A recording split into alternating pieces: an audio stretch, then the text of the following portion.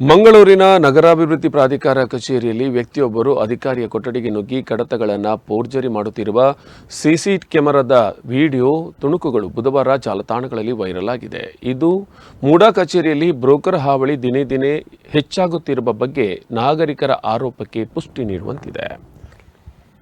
ಆಗಂತುಕ ವ್ಯಕ್ತಿಯೊಬ್ಬರು ಮೂಡ ಅಧಿಕಾರಿಯೊಬ್ಬರ ಕೊಠಡಿ ಪ್ರವೇಶಿಸುತ್ತಾರೆ. ಮೇಜಿನ ಮೇಲಿರುವ ಕಡತ ಪರಿಶೀಲನೆ ನಡೆಸುತ್ತಾರೆ. ಬಳಿಕ ಕಡತವನ್ನು ಬದಲಾಯಿಸುತ್ತಿರುವ ದೃಶ್ಯ ಕಾಣುತ್ತದೆ. ಹೀಗಾಗಿ ಇದು ಬ್ರೋಕರ್ಗಳು ಅಧಿಕಾರಿಗಳು ಕೊಠಡಿಯಲ್ಲಿ ಇಲ್ಲದ ವೇಳೆ ಪ್ರವೇಶಿಸಿ ತಮಗೆ ಬೇಕಾದಂತೆ ಕಡತಗಳ ತಿದ್ದುಪಡಿ ಅಥವಾ ಕಡತಗಳ ನಾಪತ್ತೆ ಮಾಡುತ್ತಿರುವ ಬಗ್ಗೆ ನಾಗರಿಕರಲ್ಲಿ ಶಂಕೆ ಮೂಡುವಂತೆ ಈ ಘಟನೆಯ ದೃಶ್ಯಾವಳಿಗಳು ಕಂಡುಬಂದಿವೆ.